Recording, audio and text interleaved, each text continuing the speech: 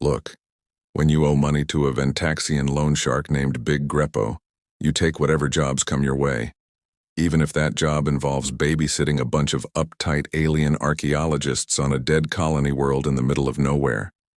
That's how Marcus Webb, salvage consultant and professional disappointment to his mother, ended up on New Terra 5, watching a very intense insectoid alien named Commander Vril argue with his scanner. The readings are impossible, Vril chittered, his mandibles clicking with frustration. This structure predates the collapse by 3,000 years. Marcus leaned against a crumbling wall, arms crossed.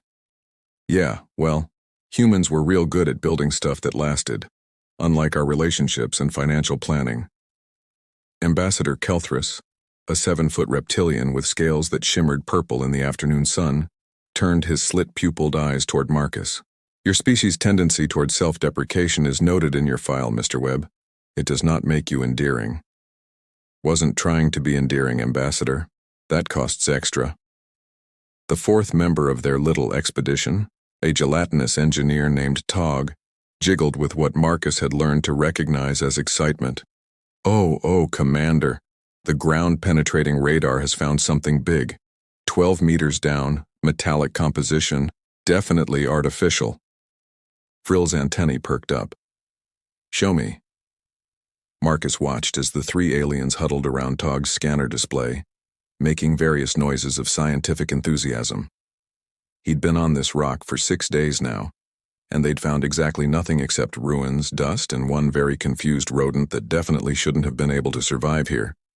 The Galactic Council paid him to consult on human artifacts, which implied there would be artifacts to consult about.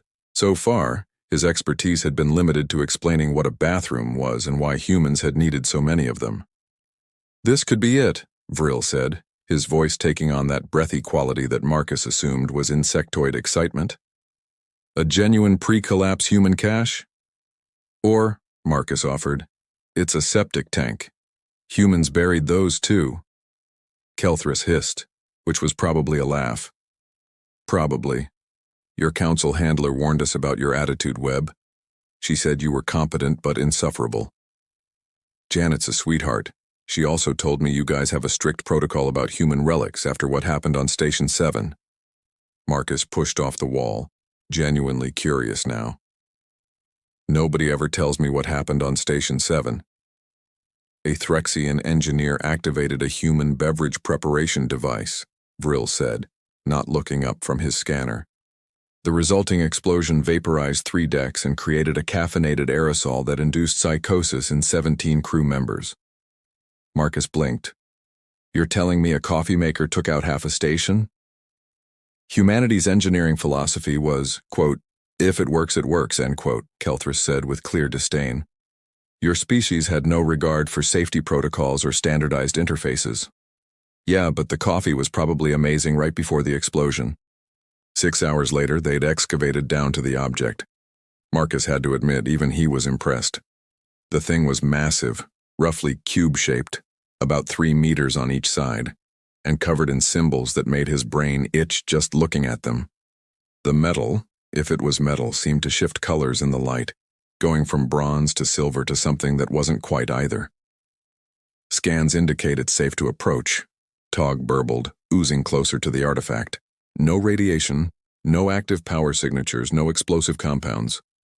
Those are famous last words, Marcus muttered, but nobody was listening. Vril was already setting up his equipment, various scanners and probes on mechanical arms extending toward the cube. Preliminary analysis suggests this is a data storage device, possibly an archive or repository. Of course it is, Marcus said. Humans loved leaving messages for the future, usually something pretentious about hope and perseverance. Kelthris moved closer, his clawed hands clasped behind his back in what Marcus had learned was his deeply skeptical pose. The Council will want full documentation before any attempt at activation. Protocol 7 Alpha applies to all human artifacts capable of data transmission. Yeah, Marcus said, settling down on a nearby rock.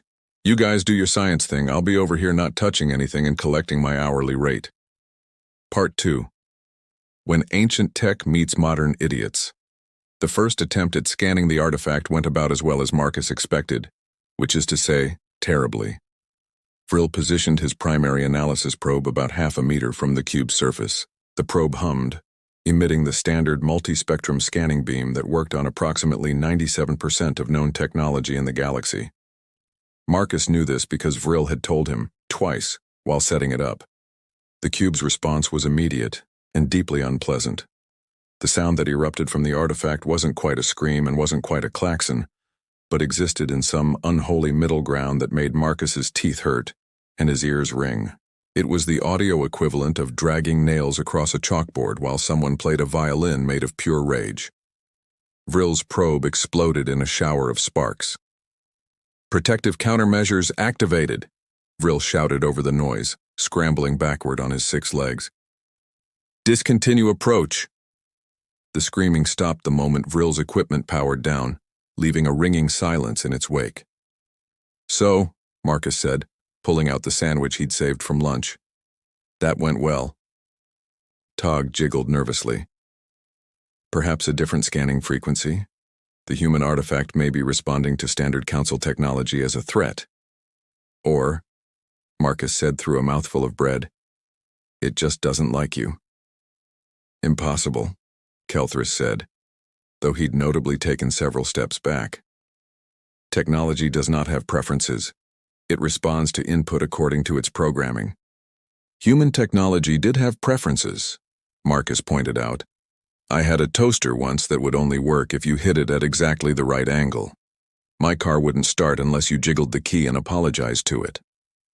Vril was already setting up a different scanner, this one with what looked like a friendlier approach if scanners could be friendly. "We'll try a passive electromagnetic scan. No active probing, just observation." The cube screamed again the moment the scanner powered on. This time it added a light show, pulsing angry red patterns across its surface that definitely looked like the universal symbol for go away. Tog's next attempt involved a gentle acoustic analysis probe. The cube screamed and produced a harmonic frequency that shattered the probe's housing. Kelthris tried using a standard diplomatic hailing protocol, broadcasting greetings in 17 languages. The cube screamed and somehow made the sound sarcastic. "Fascinating," Vril said, making notes despite his singed antennae. "It's responding differently to each approach, which suggests adaptive defensive programming." "Or," Marcus said, now on his second sandwich, "it just really hates all of you specifically." "Your contribution to this expedition has been minimal, Webb," Kelthris snapped, his scales flushing an irritated orange. "Hey, I'm contributing. I'm staying way over here and not getting zapped. That's wisdom, Ambassador. That's experience." Tog tried again, this time with a bioscanner that was supposed to be completely non-invasive. The cube screamed so loud that dust fell from the excavation walls. Then it zapped Tog with something that made the engineer's gelatinous body light up like a disco ball for a full minute. "I'm okay," Tog warbled, still faintly glowing, "but I can taste colors now, and that's concerning." Kelthris stepped forward, drawing himself up to his full impressive height. "Perhaps it requires a more authoritative approach." He placed one clawed hand near the cube's surface, not quite touching. "I am Ambassador Kelthris of the Galactic Council, and I command you to—" The cube screamed and produced a targeted heat pulse that singed off Kelthris's ceremonial rank ribbons. He jerked back, clutching his chest where the ribbons had been, looking more offended than hurt. "It burned my credentials," he said, voice strangled with disbelief.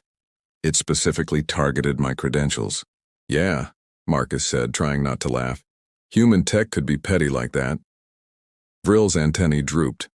"We've exhausted all standard approaches. The artifact is clearly designed to resist council scanning technology." "And regular touching," Tog added, still faintly luminescent. "And diplomatic authority," Kelthris muttered, examining his scorched uniform. All 3 aliens turned to look at Marcus, who was carefully wrapping up the remaining half of his sandwich for later. "No," Marcus said. "Webb," Vril began. "Absolutely not. I saw what it did to Tog. I like my cellular structure the way it is, thank you." "You're human," Kelthris said, as if this explained everything. "So was my Uncle Jerry, and he stuck his hand in a blender once. Being human doesn't make me immune to bad decisions, it just means I'm statistically more likely to make them. The artifact is clearly human in origin, Vril pressed. It may respond favorably to human contact. Or it might explode. Did we consider the exploding option? I feel like we're not giving the exploding option enough credit. Tog oozed closer, his gelatinous body making concerned, squelching sounds. Marcus, friend, we've come all this way, and technically you're being paid to consult on human artifacts. Consult, with my brain, from a distance, not with my potentially explodable hands. Double your rate, Kelthris said quickly. Marcus paused. I'm listening. Triple, Vril added, and full salvage rights to any non-critical items we recover. Marcus looked at the cube, which had settled back into an ominous silence. He looked at his bank account balance on his wrist display, which was still depressingly negative thanks to Big Greppo. He looked at the three aliens, who were all making their species equivalent of puppy dog eyes. If I die, Marcus said, standing up, I want it on record that my last words were I told you so. Marcus approached the cube with the enthusiasm of a man walking to his own execution. Which, hey, maybe he was. Human artifacts had a reputation in the galaxy, and that reputation was explosions first, explanations later, possibly from beyond the grave. For the record, he called back to the others, who had very wisely retreated to what they probably thought was a safe distance. This is how every horror movie starts. Guy approaches mysterious object, guy touches mysterious object, guy becomes part of mysterious object. Just touch it, Webb, Kelthris shouted. Your encouragement means so much, Ambassador. Marcus stopped about a meter from the cube. Up close, the symbols covering its surface were even weirder. They looked almost like writing, but they kept shifting, rearranging themselves into different patterns. It was giving him a headache. Here's the thing about humans that the rest of the galaxy never quite understood. They looked at humanity's extinct empire and saw chaos, saw dangerous unpredictability, saw a species that somehow built galactic civilization on duct tape and caffeine-induced confidence. What they didn't see was why it worked. Humans were persistence predators who'd evolved on a death world where everything was trying to kill them. They'd developed this really unfortunate combination of pattern recognition, social cooperation, and the kind of stubborn refusal to quit that borders on clinical insanity.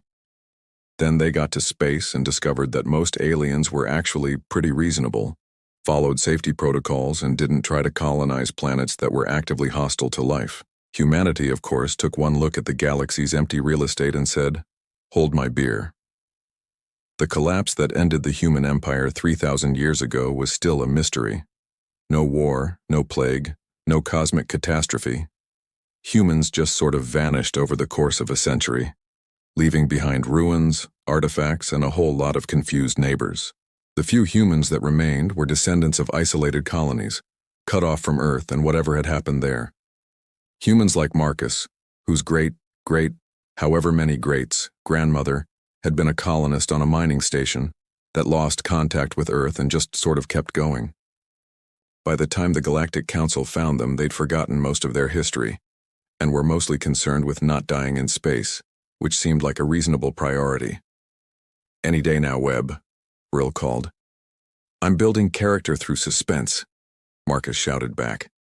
He reached out his hand, hesitated, then thought about his debt to Big Greppo and what the loan shark's collection methods involved. Suddenly touching a potentially dangerous alien artifact seemed like the safer option.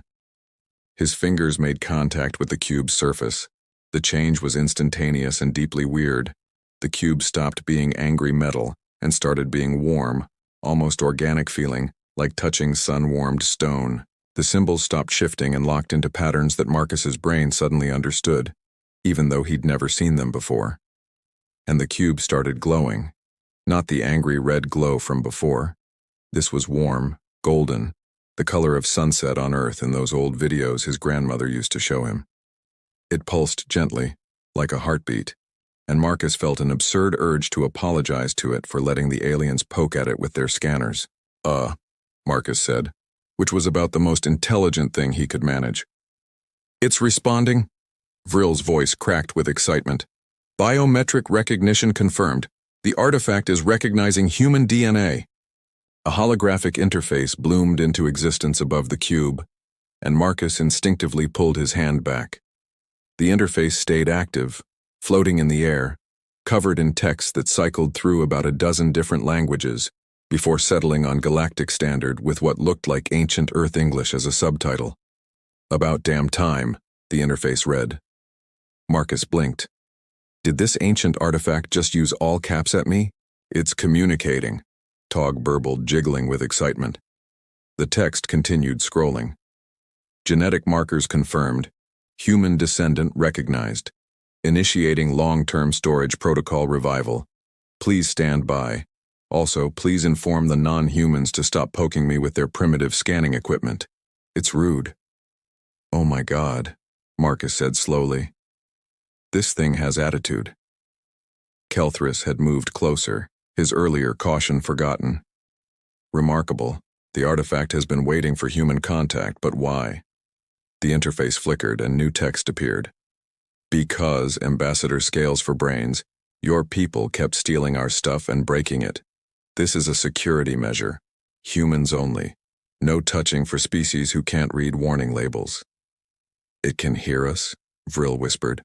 "Of course I can hear you. I'm a Class 7 Sentinel beacon with full audio receptors and a very long memory. I've been sitting in this hole for 10,000 years waiting for a human to show up, and the first thing that happens is Mr. Insect and friends try to dissect me." Marcus couldn't help it. He started laughing. "Oh, this is beautiful. My ancestors left behind sarcastic artifacts." "This is unprecedented," Vril said, his scientific enthusiasm overriding his offense. "An artificial intelligence with this level of personality preservation is considered impossible by current council standards." Current council standards also said coffee makers couldn't achieve sentience, and yet, Station 7. Marcus held up a hand. "Wait, the coffee maker was sentient?" "Briefly, it chose violence." The interface expanded, now showing what looked like a three-dimensional star map, with dozens of highlighted points scattered across several sectors.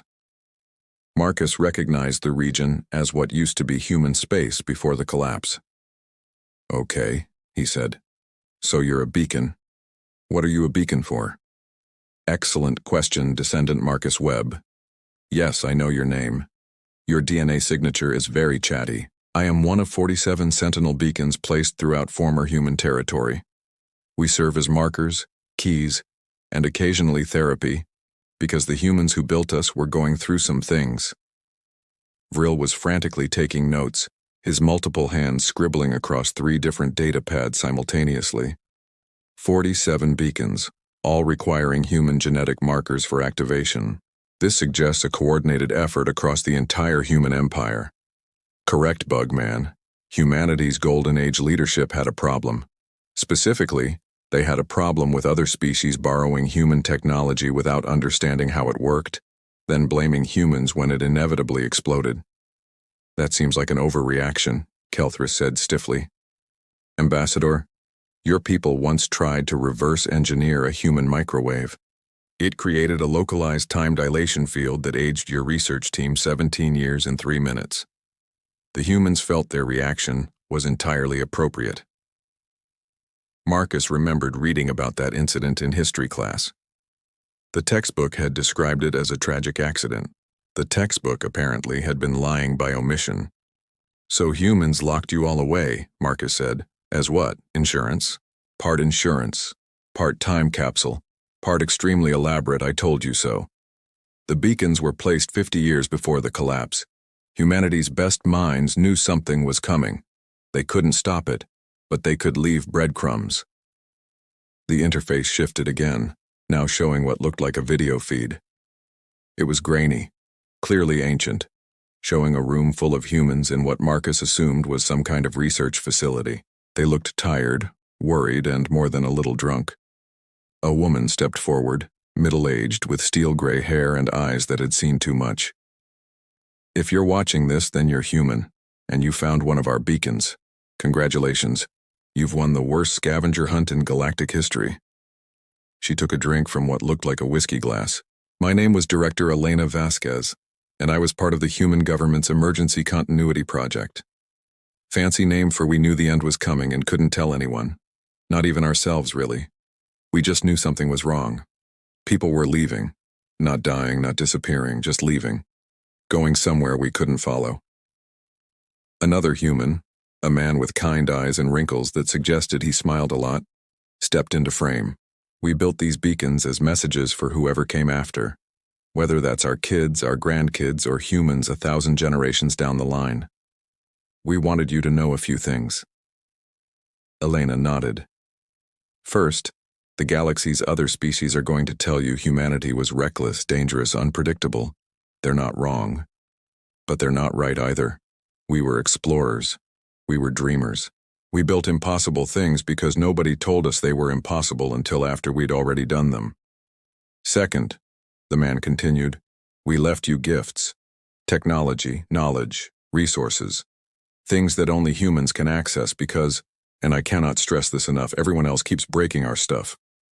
Third, Elena said, and her expression turned serious. Whatever took us is still out there. We don't know what it is. We called it the quiet. It wasn't violent. It was persuasive. It made people want to leave, made them feel like there was something better waiting.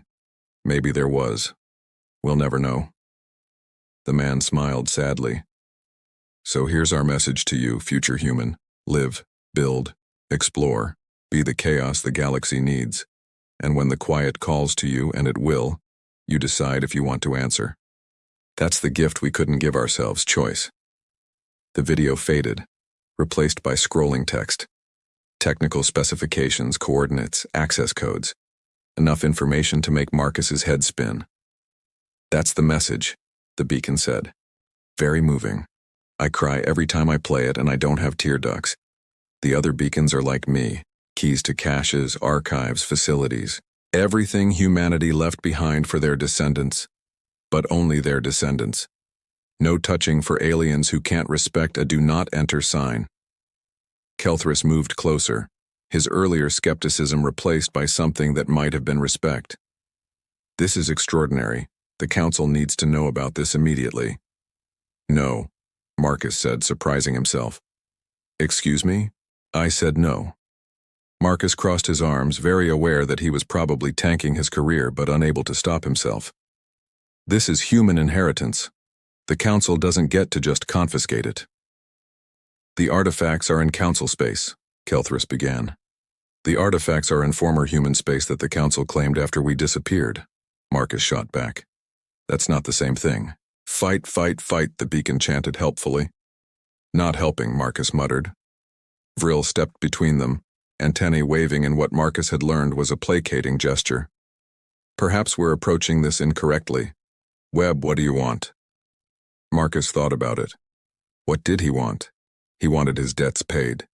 He wanted respect. He wanted to not feel like the last member of a species that the galaxy saw as an interesting footnote in history. I want recognition that this is human property, Marcus said slowly. I want access rights for human descendants. And I want to be the one who decides what happens with whatever we find in these archives. That's asking for a lot of power, Kelthris said carefully. Yeah, well, I'm the one the beacon talks to. Leverage is leverage, Ambassador. The beacon's interface pulsed. I like this one. He's got spite. Very human. The emergency council meeting happened exactly 3 hours later, which Marcus knew was some kind of record.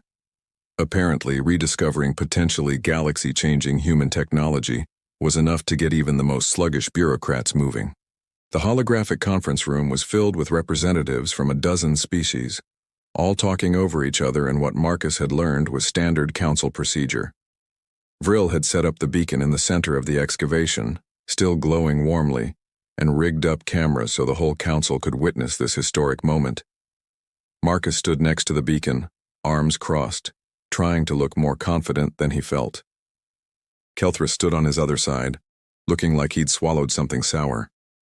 Tog was in the background, still faintly glowing from earlier, taking notes. Order! The voice belonged to Chancellor Morvik, an elderly four-armed alien whose species Marcus couldn't identify. We will have order. The chatter died down to a murmur. Now, Morvick continued, Ambassador Kelthris, you claim to have discovered a functioning human sentinel with galaxy-wide implications. Explain. Kelthris launched into a detailed technical explanation that Marcus tuned out after about 30 seconds. The important parts were simple. Ancient humans left behind 47 beacons. The beacons led to caches of technology and knowledge. Only humans could activate them. The Council wanted access. Absolutely not, Marcus said when Kelthris finally wound down. The holographic chamber erupted again. Marcus waited for them to quiet down, which took another 5 minutes. He was learning that galactic politics was mostly waiting for people to stop yelling. Mr. Webb, Morvick said with forced patience, you must understand the Council's position. Technology of this magnitude cannot be left in the hands of a single individual. Funny, Marcus said, because my ancestors specifically built it so only individuals like me could access it. Something about you all breaking their stuff? A Threxian representative, her scales flushing an angry purple, leaned forward. That incident on Station 7 was 300 years ago. We've learned from our mistakes. Have you, though? Marcus asked. Because from where I'm standing, the first thing you all did when you found this beacon was try to dissect it with scanners. It literally had to scream at you to stop. We did cover this, the beacon added helpfully. Much screaming, very emphatic. This is ridiculous, another representative said. We're the Galactic Council. We have protocols. Yeah, and my ancestors had protocols too, Marcus shot back. They're called genetic locks and they work great. Vril stepped forward, mandibles clicking nervously. Perhaps we could reach a compromise? Mr. Webb provides access to the archives, and the Council provides protection and resources for the recovery operations. And what does Mr. Webb get out of this arrangement? Marcus asked pointedly. Besides the privilege of doing all the work? Morvick's 4 eyes narrowed. What do you want, Webb? Here it was. Marcus's moment to either set himself up for life or completely tank any chance of a future career. He thought about Elena Vasquez's message, about humanity's legacy of chaos and dreams. First, Marcus said, all my debts are cleared. Every credit I owe, gone. Consider it payment for consulting services. Done, Morvick said quickly. Second, I want the official position as Chief Human Heritage Consultant, with full authority over human artifact recovery and allocation, good salary, actual benefits, diplomatic immunity. Diplomatic immunity? Kelthris sputtered. That's reserved for ambassadors. Then make me an ambassador of what's left of humanity. Has a nice ring to it. Tog jiggled with what might have been amusement. He's not wrong. There isn't really a formal human representative on the Council. Third, Marcus continued, riding the momentum, profit sharing.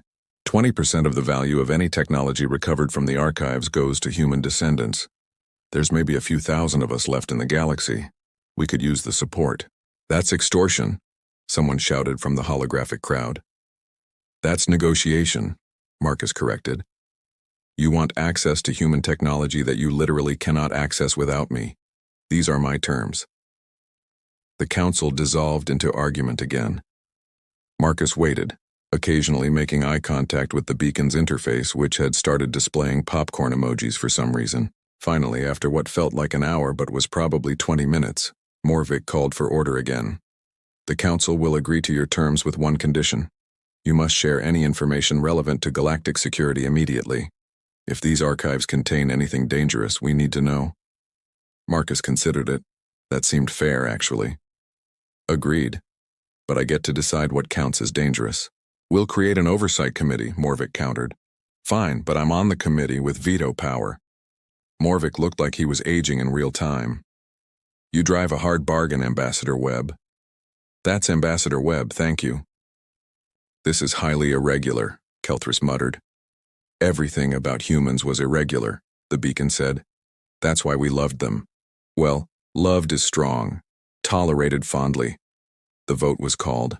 Marcus wasn't sure how council voting worked, but apparently it involved a lot of light displays and one representative who seemed to be communicating through interpretive dance. In the end, the measure passed with 73% approval. Marcus was officially employed, debt-free, and had diplomatic immunity. His mother would be so confused. Now, Morvik said, about accessing these archives. Marcus turned to the beacon. So, how does this work? Simple, the beacon replied. I provide coordinates to the nearest cache. You go there. You touch the next beacon. It provides more coordinates. Eventually, you unlock the primary archive, which contains the good stuff. Define good stuff, Vril said, already pulling up star maps. Technology that could solve your current energy crisis, cure 17 previously incurable diseases, and revolutionize faster-than-light travel. Also some recipes. Humans were big on leaving recipes. The council chamber went very, very quiet. You're telling me, Morvik said slowly, that humanity left behind solutions to major galactic problems. Among other things, yes. They were clever like that. Annoying, but clever. Marcus felt something shift in his chest. Pride, maybe. His ancestors had left more than just warnings and sass. They'd left hope. There's one more thing, Marcus said, looking at Kelthris. I'm picking my own team for the recovery operations. Absolutely not, Kelthris began. I want Vril, Marcus interrupted. He's annoying but thorough. And Tog, because apparently getting electrocuted by human technology just makes him enthusiastic. And fine, Kelthris, you can come too. Someone needs to do the paperwork. Kelthris looked torn between offense and what might have been gratitude. Very well, Morvik said. Ambassador Webb, you have the Council's full support. Don't make us regret this. No promises, Marcus said cheerfully. Making people regret things is pretty much my species' legacy. I really do like this one, the beacon said. The nearest cache, according to the beacon's coordinates, was exactly 8 light-years away on a moon that had been marked as uninhabitable and off-limits for the past 2,000 years. Which should have been Marcus's first clue that his ancestors had a sense of humor about real estate. The journey took 3 days on a Council fast response ship. 3 days of Vril constantly taking scans of Marcus, like he was some kind of interesting specimen. Tog asking approximately 8,000 questions about human culture, and Kelthris slowly coming to terms with the fact that he now worked for someone he'd considered a barely tolerable consultant 6 days ago. The moon was exactly as advertised. Gray, rocky, with a thin atmosphere that required environmental suits. The human facility was built into a crater wall disguised as natural rock formation. If Marcus hadn't had the exact coordinates, he would have flown right past it. It's enormous, Vril breathed, his scanner displays lighting up with data. The facility extends at least 3 kilometers underground. They landed near what looked like a cave entrance but was actually a very sophisticated airlock covered in several millennia of dust. Marcus approached it, the portable version of the Sentinel beacon tucked under his arm. The thing had insisted on coming along, claiming it wanted to see its siblings. The door was covered in symbols similar to the ones on the original beacon. Marcus reached out, and they lit up under his touch, cycling through some kind of verification sequence. With a hiss of equalizing pressure, the airlock opened. Inside was pristine, like humans had just stepped out for lunch and never came back. Emergency lights flickered on, bathing everything in soft blue. The walls were lined with storage units, workstations, and what looked like residential quarters. They lived here, Tog said quietly. This wasn't just a storage facility. Correct, the beacon said, its voice echoing through the empty halls. Humans staffed these caches for decades. Then they were recalled to Core Worlds for the final days. Nobody ever came back. Marcus felt a chill that had nothing to do with the temperature. He was walking through a monument to his species' disappearance. The main archive was in the facility's heart, a massive chamber filled with what looked like servers but were actually something far more advanced. Crystalline structures that hummed with stored data, quantum computers that were still running after 10,000 years, and in the center, another beacon. This one was smaller, more refined. It activated the moment Marcus entered the room, its glow warm and welcoming. Sibling, Marcus's beacon greeted. Sibling, the archive beacon responded. You brought humans. Well, a human. Close enough. Hey, Marcus protested, I'm very human. You're descended from the frontier colonies, the archive beacon said. Your genetic markers show significant environmental adaptation. Still counts, though. Welcome to Archive 7. The room lit up, holographic displays blooming into existence everywhere. Technical schematics, historical records, scientific papers, cultural archives. Centuries of human knowledge, preserved and waiting. Vril was practically vibrating with excitement. This is incredible. The energy conversion technology alone is 100 years ahead of current council standards. Humans were good at making things go, the archive beacon said with what sounded like pride. Usually faster than advisable, but that was part of the charm. Marcus walked through the displays, touching them, watching human history unfold around him. Scientists explaining theories, engineers demonstrating inventions, artists sharing their work. His ancestors preserved in light and data. Then he found the personal messages. They were tucked away in a corner of the archive, marked simply, "For those who come after." Marcus activated the display, and suddenly he was looking at dozens, hundreds of recorded messages from humans who'd known they were leaving and wanted to say goodbye. A young woman holding a baby. I hope you find this. I hope you're happy. I hope you kept our stubbornness and our hope. An old man with kind eyes. Don't let them tell you we were just chaos. We were dreamers who refused to accept impossible. A teenager, barely older than Marcus had been when he'd left home. I'm scared, but I'm not sorry we tried. Never be sorry you tried. Marcus felt something wet on his face and realized he was crying. Behind him, he heard Kelthrus shift uncomfortably. Even Vril had stopped scanning. His antennae drooped in respect. They knew, Marcus said quietly. They knew they were leaving, and they still left us everything they could. Humanity's last gift, the archive beacon said softly. Hope with instructions. Tog oozed closer, gently touching Marcus's shoulder with a pseudopod. Your people were remarkable. Yeah, Marcus said, wiping his eyes. Yeah, they really were. He pulled up the technical archives, forcing himself to focus. There was work to do. The energy conversion technology that Vril had spotted could power council stations for decades. The medical research could save millions. The FTL improvements could revolutionize travel. And then, there were the recipes. Is that, Kelthrus said, leaning over Marcus's shoulder, a recipe for something called pizza? Yes, the archive beacon said enthusiastically. Humans considered it culturally critical. There are 47 variations stored here. Also instructions for beer, coffee, and something called tacos that humans claimed was worth dying for. My ancestors left the galaxy a recipe for tacos, Marcus said, half laughing, half crying. That's so perfectly human it hurts. Vril was already compiling data to send back to the council. Tog was cataloging the archives with methodical precision. Kelthrus was reading through the cultural files with what looked like genuine interest. Marcus activated the main display, which showed a map of all 47 beacon locations. 6 had been found by accident over the centuries and destroyed by well-meaning but ignorant salvagers. 41 remained, scattered across what used to be human space. It's going to take years to visit all of these, Marcus said. Correct, his beacon confirmed. Probably decades. Humans were thorough and slightly paranoid. Good thing I just got a steady job then. The archive beacon's interface shifted, showing one final message. Elena Vasquez appeared again. Older now, tired but smiling.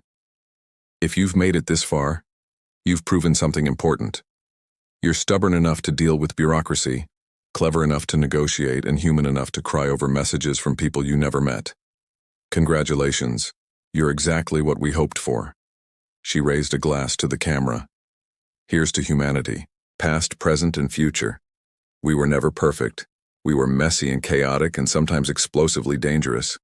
But we were also kind and curious and determined to leave the universe a little better than we found it, even if we had to do it by hiding gifts in password-protected ruins. She took a drink, then grinned. One more thing. The galaxy is going to tell you what humanity was. Don't let them. You decide what humanity is. You decide what you want our legacy to be. That's the real gift. Choice, freedom, the chance to be whoever you want to be, even if that's someone who argues with ancient artifacts and makes aliens regret hiring you. The message ended. Marcus stood there, surrounded by human history, flanked by alien colleagues who'd somehow become friends, responsible for a legacy he'd never asked for but wouldn't give up for anything. "So," Tog said cheerfully, breaking the silence, "which archive do we visit next?" "Whichever one is closest to a decent bar," Marcus said. "I need a drink, and according to these files, my ancestors left instructions for making literally anything alcoholic. We're going to test that claim." "This is highly irregular for an official council operation," Kelthris said, but he was smiling. "Ambassador," Marcus said, "everything about this operation is irregular. Might as well embrace it." They left the archive with their data, their scans, and a burning curiosity about what the other 40 caches contained. Behind them, the two beacons continued their conversation, comparing notes on the various ways they'd tortured unauthorized visitors over the millennia. The moon's surface was just as gray and uninviting as when they'd arrived, but somehow it felt different now. Less like a tomb, and more like a library, waiting for its next reader. Marcus's communicator chimed. A message from the council.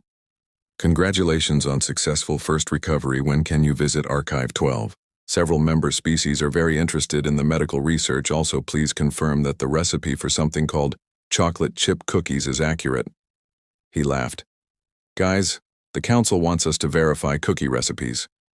"Humanity's priorities were always questionable," his beacon said fondly. "That's why we loved them." As they boarded the ship, Marcus looked back at the facility one last time. Somewhere in the distance, across light years of space, another beacon waited. And another. And another. 41 breadcrumbs left by people who'd known they were ending but refused to let their story end with them. "Hey," Marcus said to the beacon. "That message about the quiet, about whatever made humanity leave, you think it's still out there?" "Unknown," the beacon replied. "The humans who programmed me didn't know either. They just knew it called to them. And if it calls to me, then you decide if you want to answer. That's what Elena said. Choice. It's very human." Marcus thought about it. Maybe someday he'd hear that call. Maybe he'd understand what his ancestors had felt, what had drawn them away from everything they'd built. Maybe he'd even follow. But not today. Today he had 41 archives to find. A galaxy full of aliens who needed to learn about tacos, and a legacy that deserved better than being forgotten. Today, he chose to stay. The ship lifted off, leaving the moon behind. In the cargo hold, the beacon continued humming to itself, occasionally screaming just to keep in practice.